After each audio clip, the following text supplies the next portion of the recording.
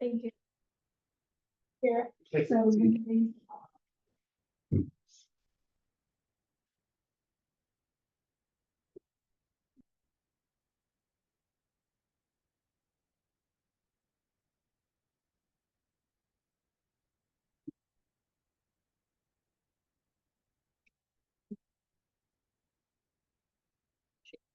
Yes, I did.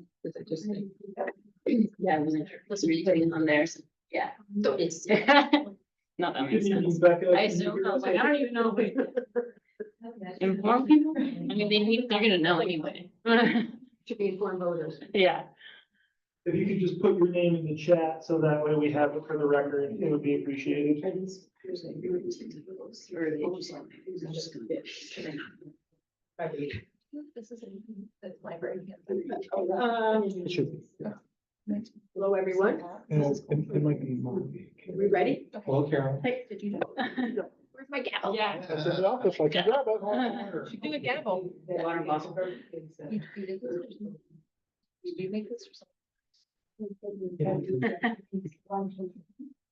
So it is September 9th. 2025 at 5:33, and I would like to call this meeting of the Board of Trustees of the Troy Public Library to order. Any public comment? Oh. No comments, and we can move on. Is someone willing to be the timekeeper this evening? Timekeeper? Okay. Although we've been doing pretty good, but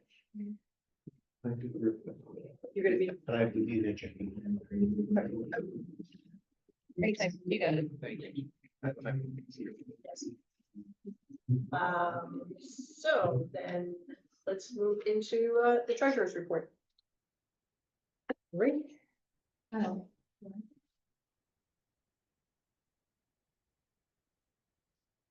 the library, or the finance committee approved payment of the bills. The amount of $68,693.65. So I make a motion that the board also approve the bills. The amount of $68,693.65.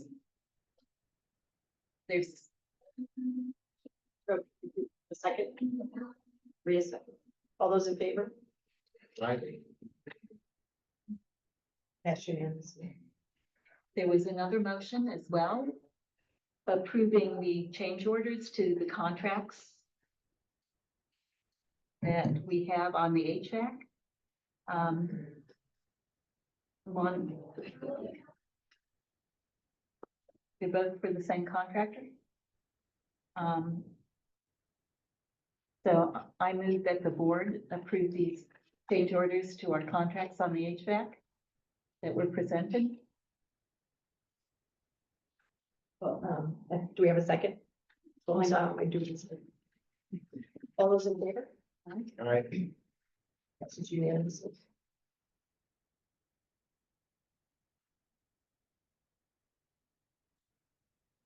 Anything else, Marie? That was it. Do we want to, do we have, how much time do we have?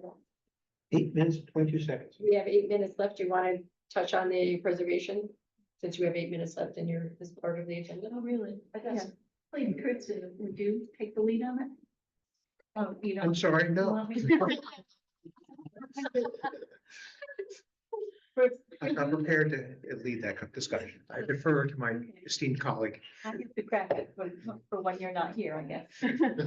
So I don't know whether the people who were here last year remember that the Preservation League started a new grant. And we were not eligible last year because they only made the requirement for nonprofits. So since we had actually gotten a grant from them previously as a municipality, I had called them and asked whether they really had forgotten to include us, and they said yes. Yeah. So this year we're eligible. It's a grant of $40,000. Requires a match of $40,000, up to $40,000 on each party's part. I think because they gave us a grant for the historic structure report, that they would look well on any grant that we submitted. Particularly if it were something that was mentioned in the HSR. It was discussed in the building committee meeting. There weren't sufficient numbers of present for a quorum at that time, so the committee didn't vote on it. But the idea was forwarded to submit a grant a letter of intent, which is due the 15th of September, for work on the walls, plaster work here in the library. Did you have anything to add to this, Chris? Thank you for summing that up so very nicely. The idea of using this grant to address plaster work is that we could work on a unitary basis and do as much as possible that was available in that grant. It's suspected that there might be unsound plaster that goes beyond the scope of this funding source. However, it would be a benefit to advance as much of that as possible. So it seems like a good opportunity to do that. And we might end up having to do that anyway, even without Actually, applying for the grant. We have a link. I apologize for interrupting, Marie. So is the plan to apply for 40,000 and then it's a match, it's a 50, like a 50-50 50 match. match? So no matter what if we apply for 20, it would be a $20,000 match. That's my understanding of it. And do you already know how much the plaster work would be? An initial proposal in order to scan the plaster, one contractor provided a quote that was between $50,000 and $200,000 To scan, to scan. not to fix. Exactly, So, to scan, and that was just in one room. yes. So, I think that this money could be applied and worked to advance the process, but I don't think it would address the process, the issues throughout the entire building. We need to know the scope of it.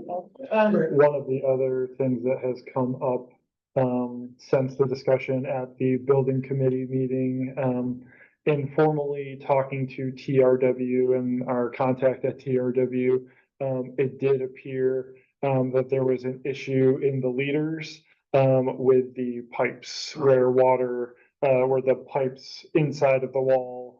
Again, Kirsten, correct me if I'm not characterizing this properly. But the pipes in the wall appear to have missing pieces or things like that. Water is getting in, so we fixed the roof and the drains on the roof, but it appears that the pipes inside the wall need some work done on them. So the architect is writing up a scope of work for that. I don't know what the cost of that will be or include, so. And when would that be expected to be received? I don't have a timeline from Cheryl on that. Hopefully soon. In the letter of intent, do we have to be specific about what we're applying for, or do we just need Well, to it's say 2 we're pages, so I think that we have to be specific? have a proposal. Okay. And But I you, think we could approach it as a room, a scope of work that would include up to, Okay. and then So that if it ends up that, I mean, you don't want to fix the plaster if the pipes are in. not in that room, Right. or not in that location. Yeah. Might be other locations, but yes. Okay.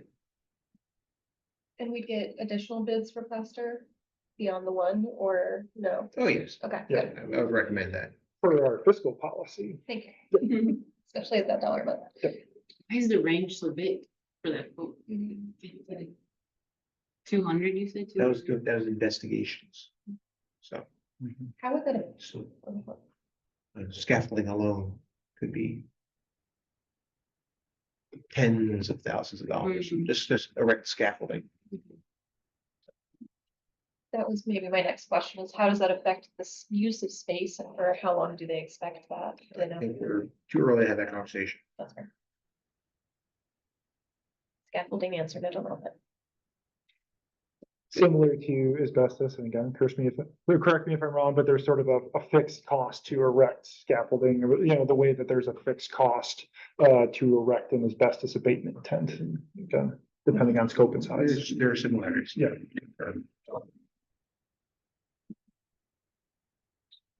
So, shall I make a motion that we pursue this grant opportunities? I think that we'll have some money that we can get from the foundation, possibly toward this grant match, because ordinarily they contribute toward the library construction grant, but that's only going to be 92,000. And 10% of that would only be 9,000, which would leave about another 10 from what they usually contribute. Mhm. Another 10, another 20, sorry, another 20. So I'll make, or did you want to make the motion? I defer to you. I'll make the motion that we submit a letter of intent for this grant, the Preservation Opportunity Fund from the Preservation League. And if we're accepted, also pursue the formal grant submission. Do we have a second? Second. All those in favor? Aye. Yes, unanimous. Just as a quick reminder to people who are joining us online, if you could drop your name into the chat for record keeping purposes, it would be appreciated. Thank you. Sorry, Carolyn. 30 seconds left. Oh, see, look at that. Still on time.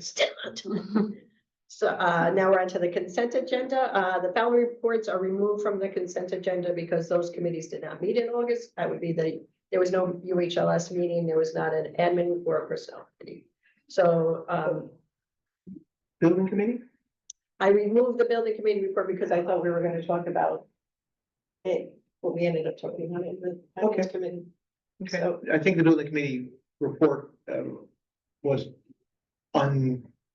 Related, did not directly refer to Okay. the recommendations of this. It did mention discussion about it, but did not include it as a recommendation, so. I'll make a motion to approve the consent agenda with the removal of the Upper Hudson report, the admin committee report, personnel committee report, but adding back in the building committee report. Thank you. Second, all those in favor? Aye. Now we're on to the Friends update. Retta? Hello there. Oh, Accustomed as I am to public speaking. So I'm gonna talk about two things. One is the strategy for the library vote. And then the second thing is the I Love the Library event that's coming up in November. So a lot of this you've heard before, but I'm gonna give you an update. What the Friends of the Library have done is send an email to the roughly 455 people that we have emails for. They're either friends or they're donors or they're people who have shown up for events. And included in that email, which many of you have read and seen because you are on that list and some of you are not on the list, is a paragraph, short paragraph, urging people to vote yes on the budget and to vote for the candidates, with a link to the library's information page. But it is explicitly asked people to vote yes on the budget and explicitly asked people to share it to their own networks and neighborhood groups and whatever. And so that went out on Sunday night, around 6, and there's already been traction. I mean, either people have gotten back to us and said, I'm gonna do it, and they don't tell us how, but they say they're gonna do it, and or it appears. So it appears on Facebook and I recognize it because I recognize the words, the message, so it's there. So groups like Troy Kids, groups like RPI's internal message boards, those kinds of things, some non-traditional kinds of things, which makes me feel really good. And so any questions about how we're doing the appeal? And the next thing that's gonna happen is we hope to adapt the bookmark. I'm not sure whether we're gonna use it exactly the same for Facebook and Instagram and Reddit. Again, explicitly saying vote for the budget, explicitly saying it's coming from the Friends of the Library. Any questions about that? Yes. Yes, so a couple of things. We're now into the final week before the vote. So we really have to get into a get out the vote campaign. And, you know, as the librarian board, we can't tell anyone how to vote. We wouldn't. But there are going to be, there's going to be an updated FAQ on the website and some other information. I'm curious if you've had any questions from people about the specifics of where to go, what to do, et cetera. We'll provide that, and then maybe you guys can use it. Well, and I just want to interject quickly again, like, I get very nervous about the board having this conversation again about strategy, you know, again, out of an abundance of caution, they're wanting to just keep the library, and I know it directly impacts us, but yeah, just, I have to go on No, record the and say answer that. The answer to your question is no. And what we've done in the message is send people to the library website where there are all the facts and where people, for example, because there's been concern about the rise in property taxes and there's been noise from larger property owners about how much it's going to cost. One of the things that has happened that has fired up some people is that this campaign is coincident with a rise in the cost of the bid for people. And so they feel like they're getting hit in two ways as business owners. This is different than property owners, but also, we have borrowed things from the library website, which, like the fact that this is included in the message that if your building's assessed at $140,000, which is me, this is what it's going to cost going forward, which is like $46 a year. So we've done that. Any other questions about? Yes. I'm gonna say it again. So I think the formula is really important to share with folks because we are getting, there is some negative feedback around using, when the library just uses 150. Yeah. It doesn't account for everything, and then people get upset because they don't know how to calculate it for themselves. Yeah. So that Yeah. formula is really important. Yeah, so anyway, I agree because I was aware of how it was used with one property owner in particular, and I thought it was extremely effective.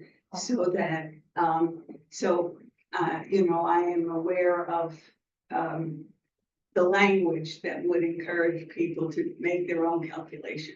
Thank you. Which is very helpful. And, the other thing is that, so that's any other questions about the appeal? And any other suggestions that you could make for what's gonna happen now? So there has been some discussion that we posted on Reddit. We haven't posted yet on Instagram and Facebook. That's gonna happen today, tomorrow, or the next day. Anyway, but there has been on Reddit, and so we've been able to respond to that, given the facts that are on the library website, which have been very helpful. As the message that's on the library website has gotten more and more specific and it's been helpful to us. It's been very helpful to us. So. Any other questions about the appeal? I have. Yes. Very last one. Just correcting people. So Troy's kids was great, but I did see that because I'm a mom in Troy. But it said 38%. So I did correct it that it's 30%. So It's at 38%. someone who shared it said 38%. And I just want to make sure that the information's going out consistent, accurate. Yeah, it's like typos. Yeah, Sometimes, exactly. Those of you who text all the time understand. I just sent a text that had a weird. It didn't have numbers. That's weird thing, but it was Yeah. I mean, I thought I read it, you know. Thank you. And so anyway, so because I have a limited amount of time, there's another thing I want to tell you about, and it's in some ways is related. On November 16th will be I Love the Library event with Market Block Books. And I'm going to say how this works just because there are some of you, you know, weren't around last year. For want of a better thing. So the way it works, Market Block Books has been doing this event for 100 years. And it was Carolyn Fagan who started it when she was an employee of Market Block. This is old as a library, Carolyn. So anyway, so the librarians create a wish list of books that they want. You know, somebody asked about buying books for the library at the last thing, and that's the opportunity for people to buy books for the library. The librarians create a wish list. The wish list is sent to Market Block Books. Market Block Books orders those books and has them in the house on a special rack. In addition, and then people will, so that's one part of it. The other part of it is that Market Block Books donates 20% of the gross sales to the library. So last year, their gross was higher than ever before. It was their sales were almost $8,600. Oh, wow. It was the biggest day they've ever had in their lives. And so the check came to us. We gave the library, you know, $1,730. In addition, what we did was buy the books that weren't sold, the books on the wish list that was still on the rack. We bought those books. And so we then bought 19 books for the library. 30 And- seconds. Huh? 30 seconds. What, $396? Thank you. Thank you. Well done. 15. I have to add one sentence. So the technique that we used for the getting out the vote should be the technique for publicizing the I Love the Library, so that people, when we send a message notifying people of it, people can cut and paste it and say, this is your opportunity to buy books for the library. Yeah, that's a great, I agree. Thank you. Thank you, Fred. And thank you for organizing that. Yes, appreciate it. Can't wait to shop. Make your list now. So the next thing on the agenda is meetings ground rules. So this is left over from the retreat, which I know is a long time ago, but we've had so much on the agenda between then and now that I just wanted to make sure that it got back on here. We kind of address this again. And it's mostly I did include the link to what Mary and Chris had sent us after the retreat, showing the things that we had prioritized as rules that we thought were important to include in our meeting ground rules. We can spend time going through this now, or this could be something that we work on in the admin committee meeting as part of our code of conduct for board members. I don't know. I just don't want it to get lost. So I don't know how everybody feels about that. What we want to do. I can't remember if they encourage us to like solidify our rules and then get feedback from the new board members, or if they encourage us to just wait until the new members arrive so that they could have input into that. I believe their recommendation was to do it, to codify it early. Okay. And so that way it would be, we would have it when the new board Something Right. members. Okay. To get going with. Mhm. And these, just to clarify, because it says rules that received a minimum of 3 total A or B votes. Okay, so this is what we all Yes, did. All right, yes, when at that worksheet that they gave us. I'm happy to do it in admin if you want to, but if we have time to do it now, we can do it now too. I will say that my annual report will be very short, and I know that there's roughly 20 minutes allocated to that, so. And I think we covered most of the topics of the building committee as well, so unless there are specific questions people want to dig into, I don't think that the 10 minutes set aside for building committee would be entirely divided. Okay, so we can go ahead and do Want to reset a time? you can give me, give me part of Tim's time, you can give me part of your time. Final. I'll need 5 minutes. So I have, Well, 10 minutes on. Sure, What is the approach to finalizing? that is the question. I don't know whether we want to prioritize some of these. Do we feel like, some of them seemed like they were, Duplicative. right, Yeah. you know, that there was overlap definitely between some of them. And then do we want to write it up? Do we want to include it in the code of conduct? Is that the best way to Yeah. codify it, is to put in the, code of conduct? Codify it, code of conduct. Or I put in you have a thinking face on here, Because Ashley. I'm just trying to judge up where we left off and also think about like what this looks like in practice and all of that. So, but just forgive me, I'm just thinking. I think you need it in the code of conduct with the mission statement, because you now have a couple of things that didn't exist before that would guide our decision making and values. Makes sense? Yeah. Okay. And then put it in onboarding. What's the status of the code of conduct? Okay. Because I just think it's sort of informing me.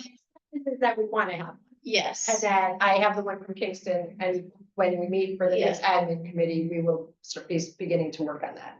So it would be easy to incorporate this into. Can I ask a logistical question? So the one that exists in Kingston is, as I always ask with all these documents and things, enforceable in what way? I don't, it's you know, enforceable by the body that adopts it, basically. And so basically like, with library boards in general, like you said, if the group is willing to enforce it, then it's enforceable. So for instance, many boards will have as part of their code of conduct that someone is able to be removed if they miss 3 consecutive board meetings, right? But if the board president then does not act, and this is a situation a friend of mine went through where someone did not attend meeting for 6 months, you know, but the board president refused to, you know, move on that. So And I'll say Kingston, because I'm looking at it, if you're in violation of the policy for some reason, then that accusation would be brought forward to determine whether a violation did occur. If so, then it goes into bylaws, which will go into effect. And the first act would be call to order the agenda, the potential removal. And if applicable, suspension from the library based on. No, this is no, it is the trustee code of conduct. Sorry, I'm looking at this from a couple different perspectives. It basically gets into remediation of behavior or removal. What I don't like is that it has language that's saying removal from the library versus the board. It's a little weird. if the board member were to have a physical fight with someone, for instance. Okay, I'm like, Yep. All right, regardless of your stories about that. No, I'm kidding, I'm kidding. and it, you know, that's obviously something actually we can work on as we develop it, is how we want to, you know, I mean, they obviously have a section in their bylaws that says how they're gonna do it. Right, we don't not have that. Well, that's the thing, that is actually your enforceable piece, and so that was what I was trying to sort of ask, I guess. We'd have to. provide Working in those. other public library systems, the recommendation to library boards is always that you have some type of removal mechanism, basically. Which we have for some Which things, we- but not conduct. Right, Right. exactly. Right, we do have it for missing meetings. Yeah. But we don't have. Right. And I think it's always useful to spell out expectations, Yes, even if it might not be enforceable. Or someone deviates, Right. yeah. Yeah. You know, just telling people, hey, this is how you're expected to act. Yeah. right, there's always the peer pressure to behave nicely. I think that they would, from my perspective, be seen as best practices Right. initially, until we get through the potential vote of it Right. with some kind of governance. Yes. So do we want to work on what we want to take from the retreat and include in there? I think we like all of it. I think it just needs to be trimmed to not have the duplicative stuff, right? Okay, that's what I thought. There is a lot that's Yeah, just an overlap, I think. if we can avoid Martin Luther's 95 theses, right? I Right. think, you know, again, if we Right. can consolidate it and really figure out the essence of what we consider and would like to prioritize. Yes. Yeah. Yeah, they're like, some of them to me just seem like they, come to the meetings prepared. I think that's like, it's really important, Um, It's but it's also important, but not if something is sent the day of the Right. meeting and. Right. Yeah. Right. So. Things to work on, but I also think, it's, the idea isn't to keep it sort of bulleted like this, it's that we'll give a little bit of like explanation to what we do land on, right? right, So respecting the agenda without knowing what that means, like that should be explained. right, Just not that, I mean, I know what it means, but I'm saying Yeah. right. just for anyone, I Make it like, more specific. I also think these things are helpful, like we are open public meetings, this should read in a way that anyone who reads it understands it, is the Right. other suggestion that I have. Yeah, these were shorthand for the meeting. Yes, But also get to the point, you know? right. Like, I don't really think we need to have in there, be willing to change your mind. Right. Yeah, because I'm not.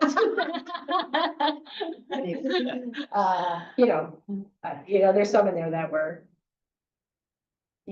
like even one person talking at a time and check your every time, step forward, step back, or, kind of. Right. A lot is about opinions, challenge opinions that people, Mhm. different opinions are welcome, show mutual respect, those kind of all fall into the same. So how do you want to proceed with this? Like, You want me to draft a initial, I don't really want to call it a code of conduct if we're not in a place to create that governance piece with bylaws yet. right, they call this meeting ground. Ground. Ground rules, rules. right. So, so let's do, Wait, but I thought we were saying this exists within the code of conduct or whatever it is that we call the it. beginning of it. So we could just call it a draft until we're Right. actually at a point of voting on it. Yeah. Cause it seems to me we need to build that out somewhat in order to see where some of these things would fit in. I think this was also, and anyone can feel free to correct me if I'm wrong, but also coming out of our effective meetings, training in concert with that, giving us ground rules to better run the meetings and understand one another. So using it as a lens to just kind of establish, the foundation for how we conduct all of our work on the board. Yep. So I think we should put in there stuff about the bylaws that already exist around attendance, and committee involvement. We should have something in there about COI. As well as like meeting structure, so like attending to like Robert's rules or whatever. Oh, what Do do we we think? think that might be too in the weeds for just ground rules? Or is that? Well, then Yeah.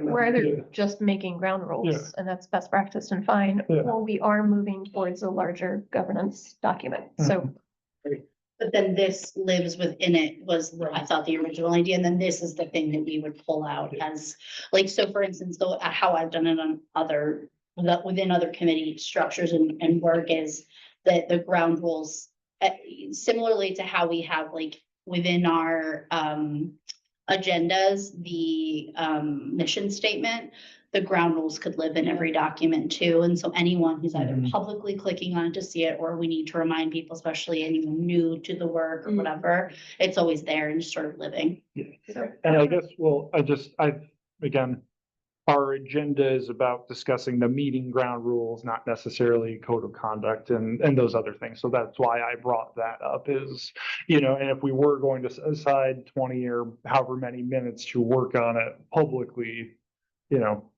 I guess, if we were to develop a code of conduct, I feel like maybe that is what we do in an admin committee meeting. And then do we just spend this time now just focusing on the item on the agenda, which is the meeting ground rules? But we don't yeah, have time to read them. right. So, But again, for the benefit of a public forum, I guess is my thought. I think draft the ground rules and then make an outline for the code of conduct for admin. That way the ground rules portion is completed and can be voted on, and the code of conduct is just a skeleton to start. So we're gonna draft the ground rules and address them in the admin committee, or we're gonna do it I think we just do like a working group between now and then an email, right? in like a document in, Does that work? I mean, you've got it right here. We just have Right. to Yeah. shore it up, combine some things and add more detail, okay, right? and we'll just, are you gonna do this, or do you want me to do it to create just? We are gonna do it. You're going to do it, okay. We- Well, this, Well, this someone document is actually already on. Yeah. in there. Yeah, but if, okay, is this your document that we need to request access to or UHLS? UHLS sent it to all of us, but I think I'm not, I can't remember, I was doing a lot. I Our, believe I uploaded it into our working groups are open to the public under open meeting laws if they contain a quorum, right? So just, right? I mean, it's just a document and email that we can do track changes for and then approve at the next meeting. Does that work? That's no different than any policy or anything else we've touched. Yeah, So we'll exactly, present it, discuss it, and then vote. on it. Yeah. exactly. Is that fair? I mean, it's kind of what we do with the bylaws. Yeah, It's no and different every than other anything thing. we've ever done. Yeah. I will love to, I hate when people do this, but I'm gonna do it. I'm not gonna offer to do this, but I have a suggestion if someone would be willing. I'm just being honest, you'll love me this month and can't do anything for anybody. Just grouping the things that are like together, and then that way we can Yes. decide within that language. Does that make Yeah. sense what I'm saying? Yeah. Also, whoever does that, thank you so much. I appreciate you. As a kind of something to inform that, will we only be looking at items that receive 3 or more? Oh, they're all here. They're all good. I think listening actively sounds really important. Well, I guess, from our list of the ones that got 3 or more, as opposed to the ones that got. Oh, so you're saying you want to include all the ones that got 2 or more votes? I think it's Yeah. small enough Okay. that we can just figure it. Okay, But if it was pages, that would be. Yeah, the actual thing was pages. This is manageable. Okay. Yeah. And I'm looking at Carolyn because I'm happy to do it with you, not Okay. until after our really big vote next week. But then that sounds like a great thing to do.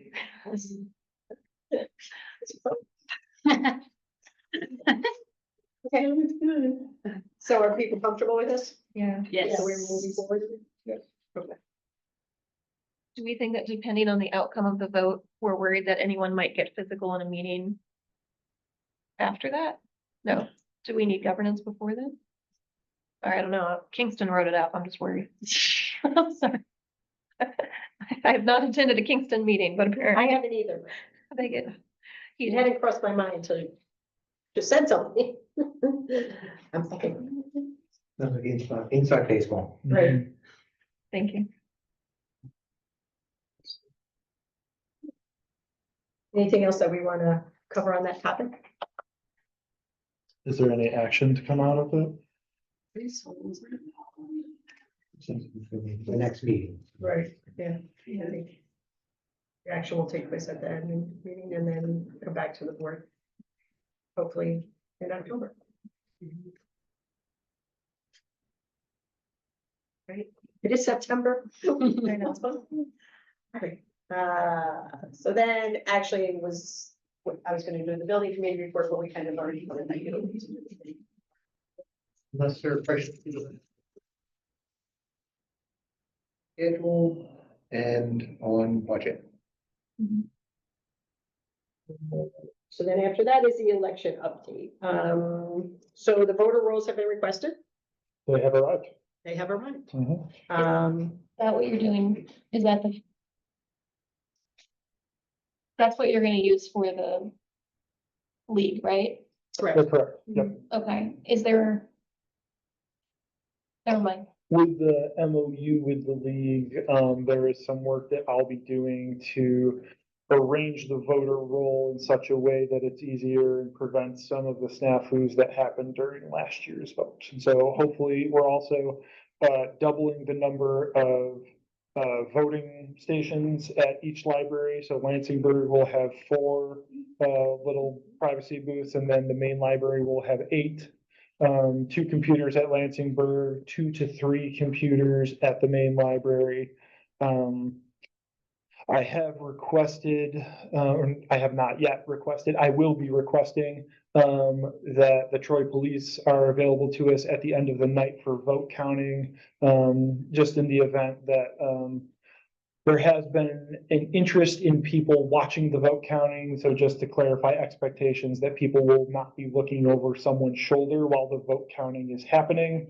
And just working with the league to make sure there's no substantial interference during the vote counting. We've also been told by the public a couple times that it's an illegal vote and not constitutional. Exactly. So out of an abundance of caution, I do not want any shenanigans at the end of the night. So, I think that's kind of all the stuff that I've been working with the league on at the moment. Marie, did you ever decide, I should about to put food in your mouth. Did you ever decide how you wanted to handle the checkbox? Or do you want to? Or what is the story? I think it's best to just use control shift T to put in the date rather than dealing with a macro. Does an additional column need to be included? Yeah, well, you We would need need to to create call it. it for time. Okay, so you need to make sure that, We don't need the date, we know the date. All Right. that's needed is time in order to be able to so look at the demand. are you okay with that? Too? As long as the league is okay with it. Has anybody talked to the league about it? I sent Teresa a note saying, asking her to give me a call Okay, to When check with her. Teresa and I spoke yesterday, we had talked about having a checkbox. So that way, as we go through the voter roll in the future, we can easily identify who did cast a vote. So we had talked about the checkbox, but not about adding a timestamp to it. And Teresa was okay with, the checkbox and all that. okay. And so were you gonna put the checkbox in? Yes, Although when we originally talked about it, it was, the first idea was to have a timestamp.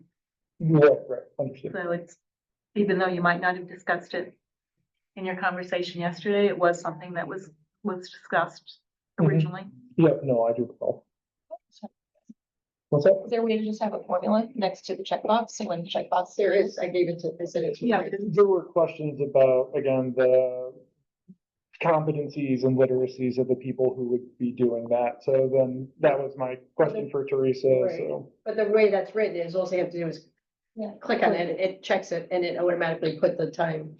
We don't have to do anything. And in fact, we can lock the column. Well, and that's, Okay. yeah. We discussed protecting the other columns. I just thought it's simpler not to have to deal with macros. Not to have to with macros, but if it's, once it's set up, it's set up. I mean, they don't have to do anything with the macros. They just have to check the box. I understand. So, the moment you introduce a macro, it has the potential to be a problem. Yep. And we don't want to do anything that has the perception of not being ready for this election. My understanding also is that there were some feedback that the interim director had gone over to provide tech help to some of the league voters, and people were upset that the library was stepping in to help the league. So in my mind, trying to minimize any interaction that I might have with the league during the day. And when you have an Excel spreadsheet that has almost 29,000 people on it, Right. it slows stuff down and, But aren't you gonna have the IT person will be on hand, no? well, but we'll be going back and forth between Maine and Lansingburg. So Yes. there's always the outside possibility that if Sean is up at Lansingburg working on an issue, then I am the person at the point of contact here for the league downtown. So. Are they set up? So two questions. One is you pulled the voter roll. Is there any chance of someone being registered to vote within that window, and how do they solve that? That's just. Within the week, Yeah. no, you're not supposed to. Yeah. You can't, that's. We're okay. All right, Yeah. good. The second is That's why scenario. we waited. And there's always the affidavit ballot. Exactly. That's what I was wondering about. We have that. And I emailed, Susan at East Greenbush, and all the things she sent me, there was not an affidavit vote. So I did send her from East Greenbush to see what they use, so to make sure, whether it's just we take. The regular ballot and then do something special with it or whatever, but I did inquire as to how we would proceed with that. There was a Absentee. special provision for that. Okay, I can't tell you what it was. I was grateful for never having to use it. so, So it's good that you're talking to us. Absentee ballots are also being used, so we do have, you know, I don't know the exact number that we've gotten at this point, but for what it's worth, the process is working out. it's going smoothly. going smoothly. Goodness. People were asking about it, so good. Yeah. What, are there scenarios that the league is prepared for or something that they'll have so that if we have a homeless person show up, that we know how to legally handle that situation and they do too? I don't know to what extent the league coaches people on that basis. Well, I would think anybody who shows up that's not on the voting rolls will Right. be given an affidavit Yeah. ballot to fill out, and then we deal with it after the fact. Right, Well, We verify that. and that's but that's election law. that's my question is, are they prepared for the scenarios where someone maybe did register to vote but doesn't have a current active address, which appears to be the situation that people are complaining about on the internet last year, that someone was homeless and allowed to vote. And so they're very upset about this. And I just want to make sure that Voter rolls, doesn't Yeah. matter if they are Right. living. They have to be they're on the voter roll. They were on the voter roll. Yeah. But they're currently homeless. So I know that. I know that. That's I my, want to make sure that they know that, so that if anyone is standing in line or has a question, that they can say, this is the law and we're okay. well, I mean, the league is pretty, I hope so. I hope they're good. They're good. They're solid. How did they even know they were homeless? right, Yeah, you know, All right. We Well, can't account for everything. That's what people are going to be on the watch for. sure. I just wanna go back for a moment and just say on the record, not, I think I think having Troy PD here is like a little bit much, so I don't quite understand that, to be totally honest, but, My I understanding. would say that if I can finish, I would say though that if that is to take place and they've confirmed their presence here, that they actually understand what they're there to do and what the law actually is, because that can get really confusing. And then the escalation of that, I think would also be a really bad look for the library. So ensuring that they know what they're doing if they are to be here, because I still don't understand why they would. A patron was yelling at and intimidating the volunteers from the league during the last election is the feedback that I got. So, yeah, I was told At the that, end of the night. yeah, I was told that the league workers did not feel safe because someone was shouting at them and like threatening them and, you know, During the count? or before the count or, you know. What's it during the count?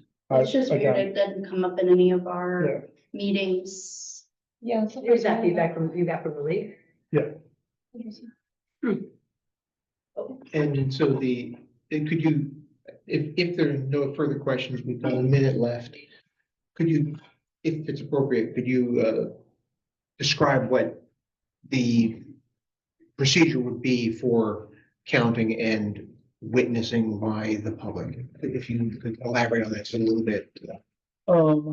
Generally speaking, it would be having people remain at least 10 feet away from the volunteers while they are counting the votes. My understanding is that it's important for them to be able to hear as they are calling out if it is a yes or a no, or in the affirmative and whatnot. So, they do ask that people not speak while the votes are being counted. So really just those two things. You're able to watch from a respectful distance. And, again, witness the process, but really not insert yourself into it.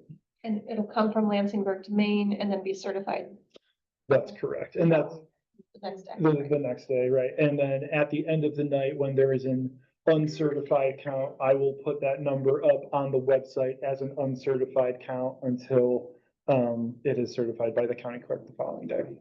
And the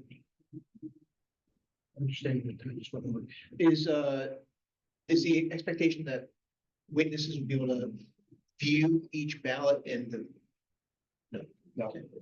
that's the expectations? Yeah. Okay.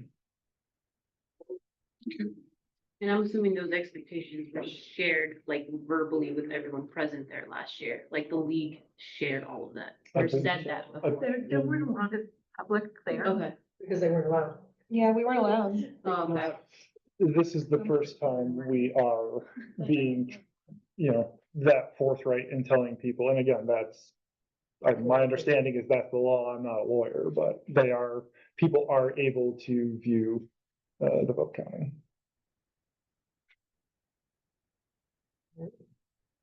Thank you for all the work on it. 'Cause I know it's a lot. Both Carolyn and Tim and anyone else that contributed on election. I thought you were talking to, sorry.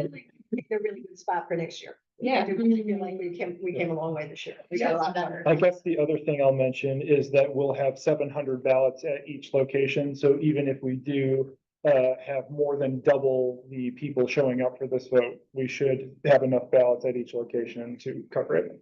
Out of an abundance of caution. Yeah. Yes, that's great. Thank you. I think you're gonna have the largest turnout you've ever had.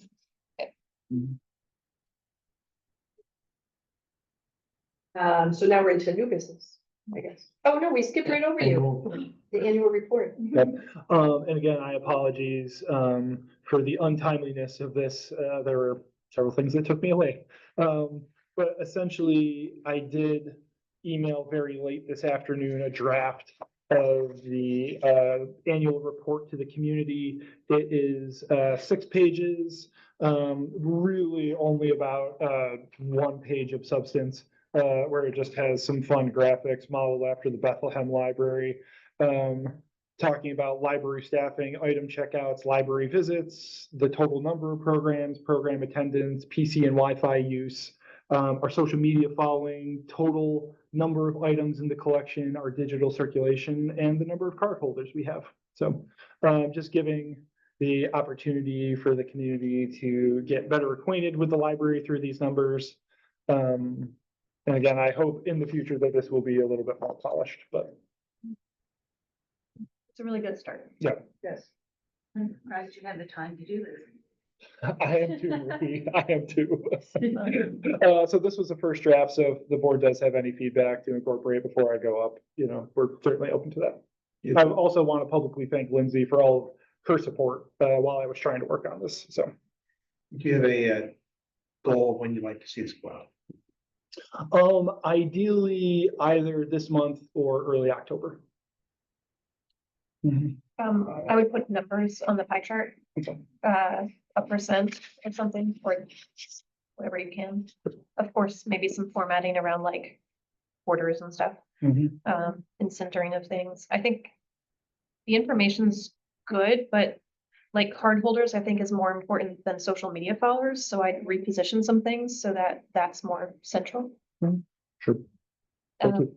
Yeah, and we've gotten a lot of people on social asking for the numbers as a breakdown of Lansingburg versus Maine rather than a combined amount. Mhm. I don't know how you feel about that, but that's just the feedback that I'm seeing is that people want to see that breakout, especially because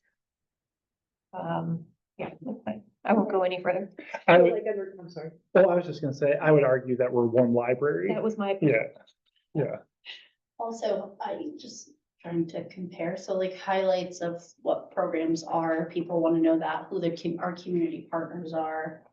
That would be interesting information for the public to have on it, and anyone who is from a community organization looking to work with the library and seeing its existing partnerships is very important, because it isn't just that we reach out, people will reach, into the library for support and to collaborate. And so one of the things their own communications officers will do is look for these sorts of things in order to interact with us, so. I like the idea of partners. Also potentially, what does the Troy Library consist of? Meaning you have the 2 buildings, you have staff, you have the Friends, you have the foundation, you have board. I think a lot of people don't understand that structure, and they certainly don't understand how we're set up financially. And when did it start? And I apologize if I missed this. When is the projected time to have this out, that you'd like to have it out? Really, I would like to have it out before the vote. Okay. And my goal, every year moving forward will have it be, released during the month in September, exactly, to go in tandem. And that's, this is a component that's required through the state library and DLD. So many libraries, I think that's part of the reason why Albany and Guilderland will do theirs earlier in the year to coincide with the school district, votes and things like that. So I would like to stay in line with that practice. It just makes sense. Yeah, and I will say, again, I've said this before, but I think it's worth mentioning is that like the reason why this also plays so well to the public, if done well, is that it explains what programs are, what you've been doing, a recap on how things have been going and all of that, and not just now we're here to ask you for money. So I think that actually matters quite a bit to people. I would think only because it seems like something that comes up a lot that people really like are the museum passes. I would include something in there about them and maybe how many times they've circulated or. I was wondering if you could do a service or a program.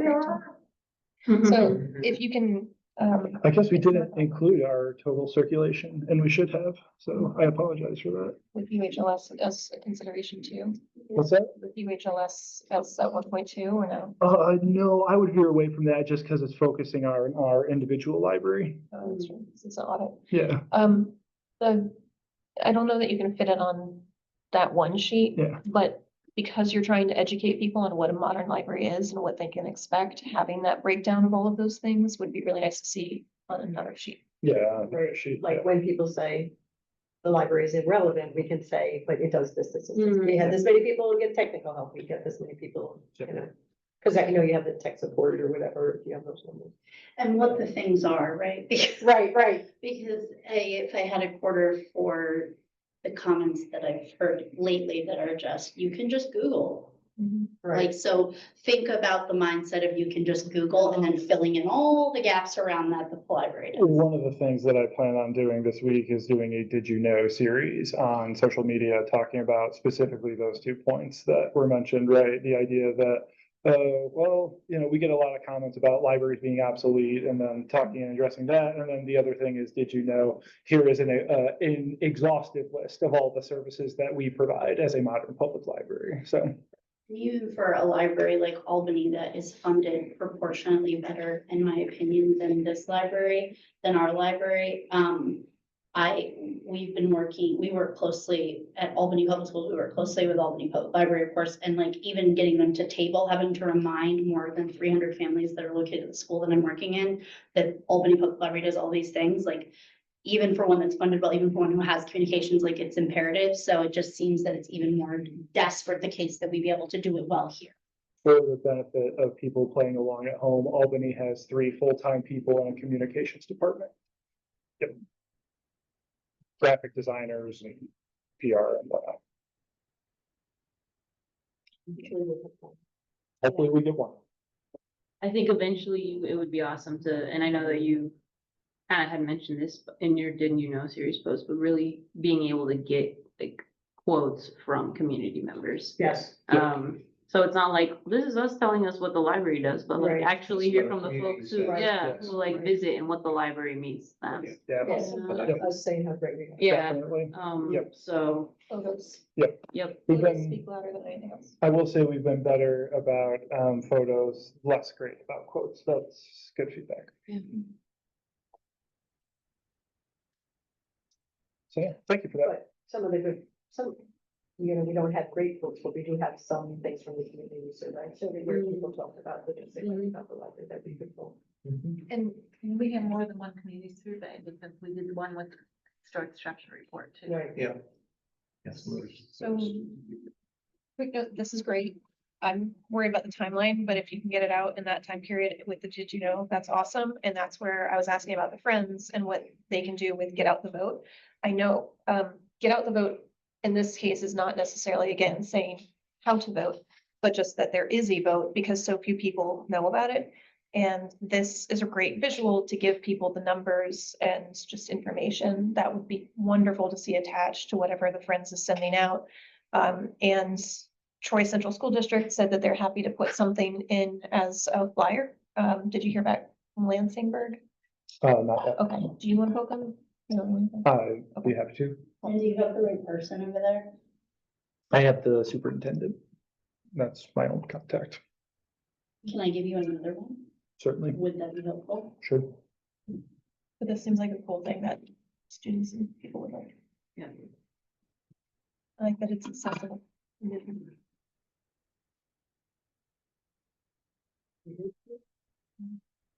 Yeah, good job. Great. So on to, new business. I have a couple of things, but I don't know whether this mentioned.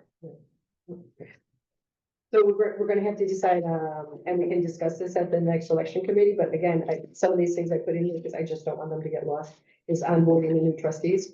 And who we feel should do that and when it should be done. And as I said, we can talk about it, election committee, we can talk about it right now. It's not a.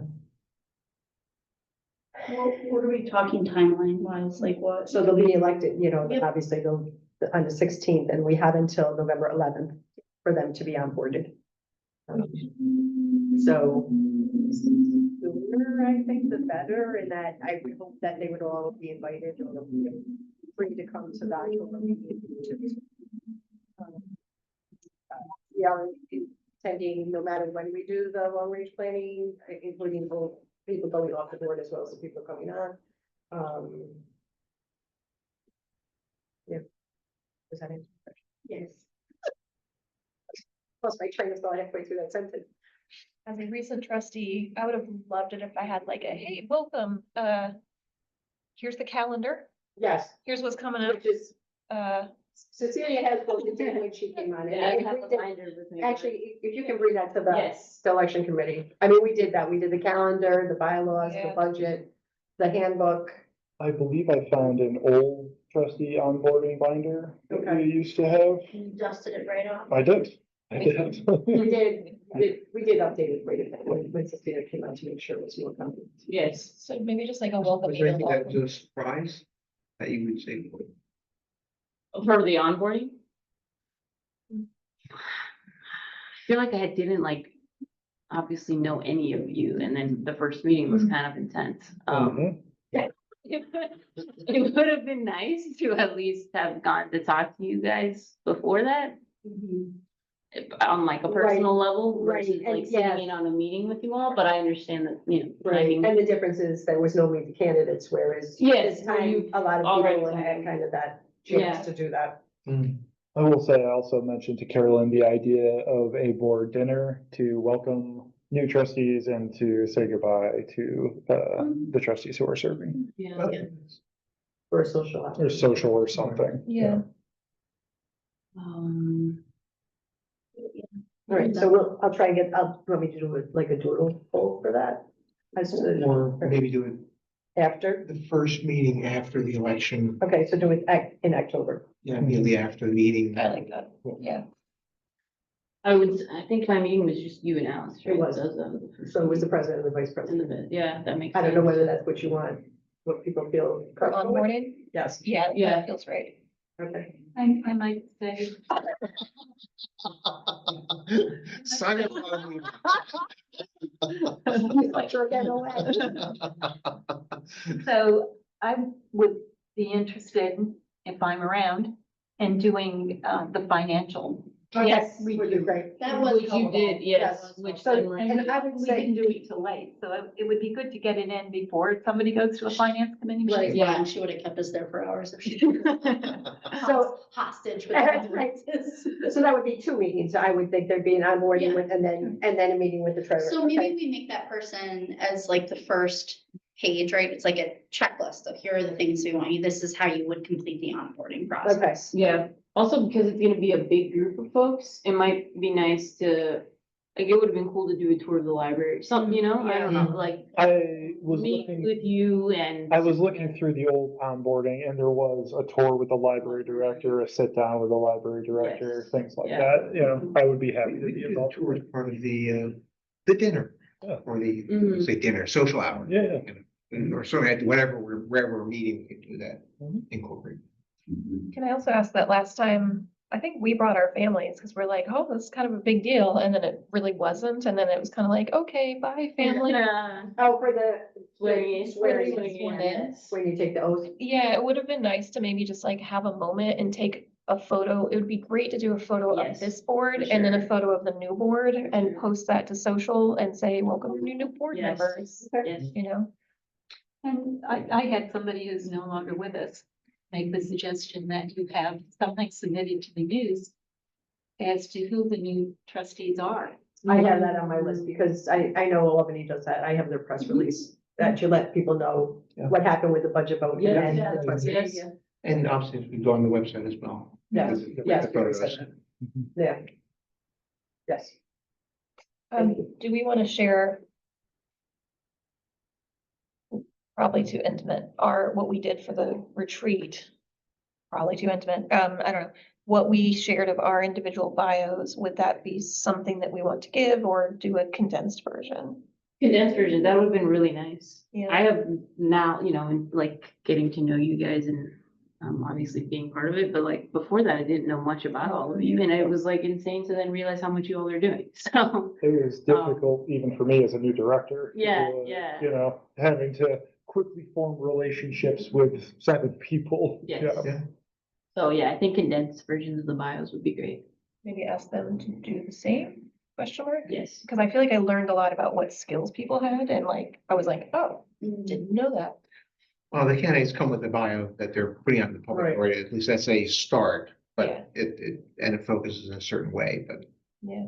And maybe the social dinner kind of thing would serve a little bit as Address that, that, yeah. you know, where you Yes. kind of get to know people and have people to have. icebreakers. I know. I'm not gonna butt better. Strike for the baby. Trust falls. These are old icebreakers. I would say, yeah, the more organic we can go with that, the better, the less it feels like. Right. Because as much as I appreciated the retreat and it was wonderful. Right. And we're in my cookbooks and thank you for Right. Pirates photos. Just the more just sort of natural it is, the less it feels like a homework assignment. I think people will be into Mhm. Yeah. I as think that a that's non-homework doer. I'm trying to read the cookbook before I give it to you. All right. All in good time. Good, all right. So we've got that down. The nominating committee is, according to our bylaws, is appointed after the September election. But we need to meet before the November election. So, we're gonna need to do that. I don't know whether we wanna choose or people can say who they're interested in being on the nominating committee at the October meeting. Do we wanna wait that long? Do we wanna? I don't, because this is the first year we're doing it this way. Well, there's only 3 of us. Yeah. So, We usually wait until after the election so that, Right, that's what I said. okay. But I was just saying, on do we it. want to do it in October or do we want to try and do it between the September meeting and the October meeting? Yeah. You know, as, Yeah. and then so that we can get, because we need to get the nominating committee meeting set up. Yeah. And we have more time than We do, usual. we do. Right. I don't need to do that. It also occurred to me, I can work with the system to help maybe, well, no, that doesn't make sense. I apologize. I was thinking about like the trustee onboarding and training for new library trustees, you know, and having them do the core trainings. But until we know their schedules and things like that, it's a moot point. So sorry about that. Well, and they just do their, like, we offered this many times and figure it out. Yeah. But you can get 2 copies, minutes.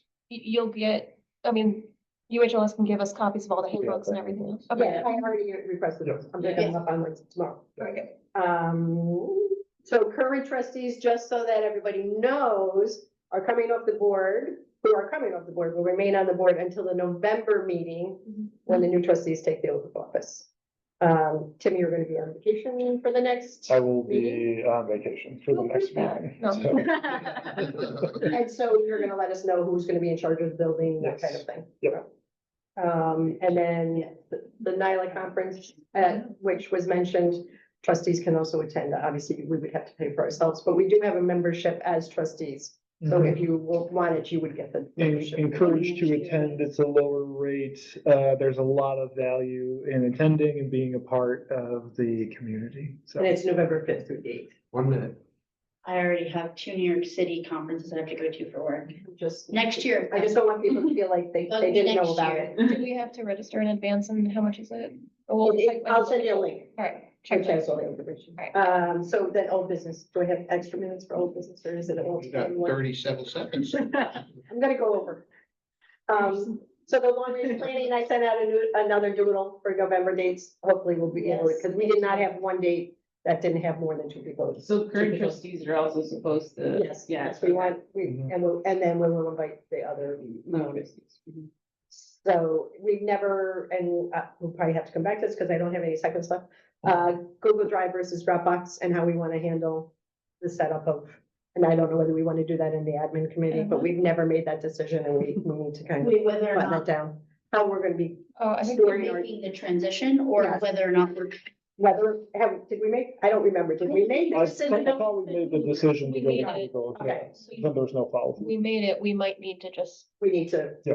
Put the procedures in. we all order. said that there wasn't time in what we were doing. Oh, to he's keep- picking it, is what you're saying. Right. Yeah. Right, okay. because right now things are still going to Dropbox when really everything should be in. Yeah. We should start to- So we Well, make basically sure need, that we have a structure too, Correct. yes, because I know you guys think that it's easy to find things in Google Drive, but I don't think so. if it's organized well, for sure. Right. And I'd also say just to offer, because it's important for all of us, is we can identify who needs support.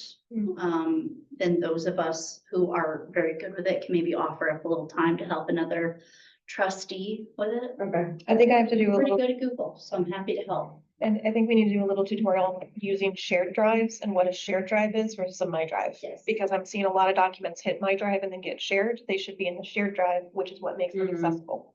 Otherwise, the files get lost. Um, so maybe we need to do like, maybe at the next board meeting, we Yeah. can do a little tutorial, so Okay. then somebody can, let me have that. And then the new bylaws are not up on the website. They're the old ones. When I was looking, I'm pretty sure. I did see the mission statements up there though. Thank you very much. You're welcome. I'll talk to the head of IT about that. Okay.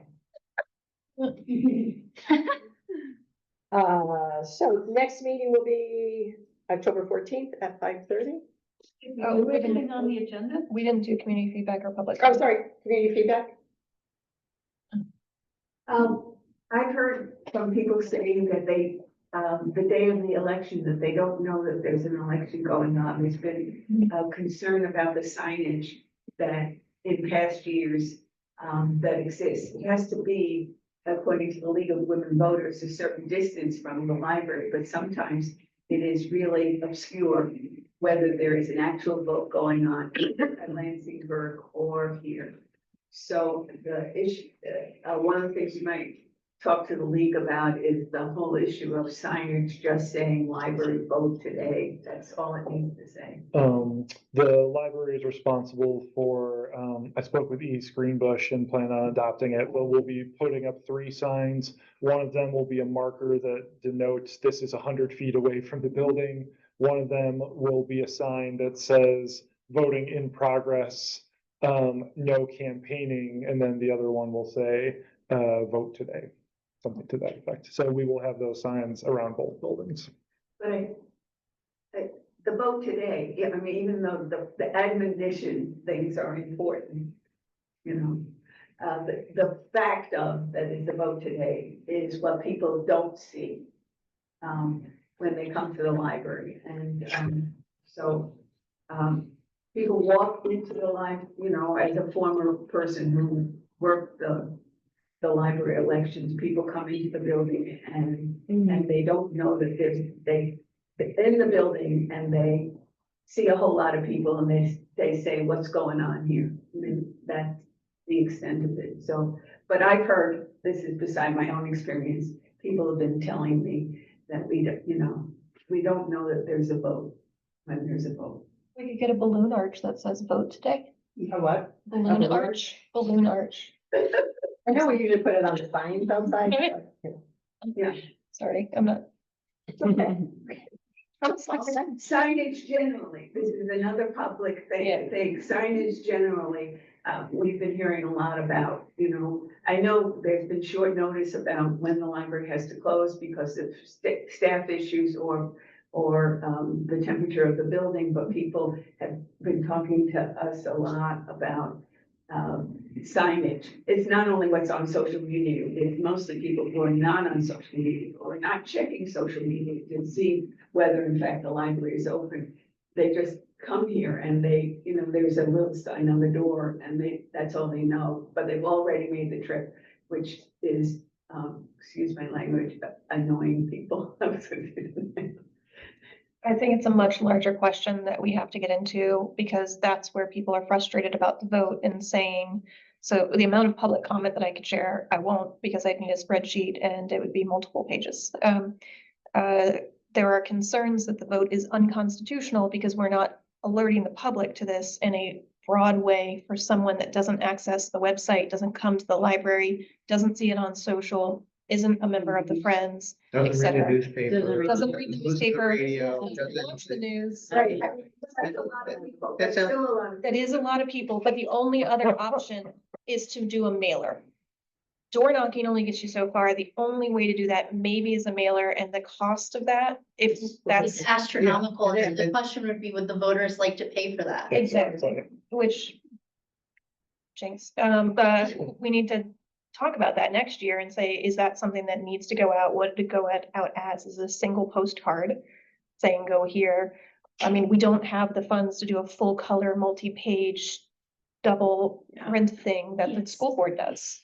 If we have the school's budget. we Yeah. can do that. Or even if, I mean, like, speaking from personal experience, having worked on campaigns, they can cost like even for a small city council race, they can end up running you a few $1,000s. And that's with the hope that that piece of mail will ensure that that person goes and does the thing you're hoping them to do. Mhm. And so yeah, I have a lot of questions about that. I think we could run ourselves in circles if we're concerning ourselves over every single reason why someone has to remind everybody else why they're going to vote any particular way. If we got that. I would like to know what the cost of a citywide mailer is for even a small postcard. What does that look like for next year so that we can check the box and say, well, everyone got something somehow. We've done at least one point of touch to every voter that we have an accurate address of. I can And do that then- research. And a postcard that says, this is a vote, is something the library can pay for. Because it just says, this is the vote, right? Right. Yeah. Vote in this thing. Yeah. Can you clarify that one more time? It's just gonna be information about when the vote The is. education of it, Yeah, I'm right, telling right, you. exactly, yeah, okay. Right. Date, location. Public feedback? Yes. No, you're not public feedback, you're community feedback. I'm sorry. Oh, and No, both. no, public comment is who's here, if people hear one at the end. But Can I do? And on the website, Yes. zoomed in too. yes, correct. Don't they go first or? No, actually, on the agenda, it's community feedback is first. So there was somebody who wanted us to promote using volunteers to increase our resources. There was someone who indicated they felt the library should be fee-based. And, No, I have that too. I will say in many countries outside of the United States, that is the model. 1 minute. well, and we can't charge for a library card. Mhm. And then there was someone who voiced concern about the possibility of the Lansingburg Library Branch not being open because they felt it was an important resource up in Lansingburg. And that last sentiment, I'll just, if you'll allow me, piggyback on it. That is, I've talked to the most amount of people I've talked to with the Red Library has been about that piece, obviously. And you're getting a second from Yes. Freda. That's what we hear. So same. And then the other thing I'm gonna note is what I thought was the most interesting thing that's gonna lead us into the long-term planning discussion is that people were asking some valid questions about the pilot programs. When was that last negotiated? MOUs with the universities, students, and how they get cards, also non-residents. And that was a huge topic of concern is where are you getting revenue from and where are you not getting revenue from? And I think those are places that some folks might feel we haven't done enough due diligence over the past years. And that's caused us to rely entirely on the taxpayer that is a property owner in Troy. So there's a lot of frustration. Regarding the pilots, we're not subject to pilot. We get paid based on the full assessment for library apps. It'd be nice to have somebody from the city come in and explain that. to Yeah. us. I appreciate that you're explaining it to us, Marie, but it would be nice to have it be more detailed. And again, for the benefit of the group, the pilots are negotiated with the industrial development authorities.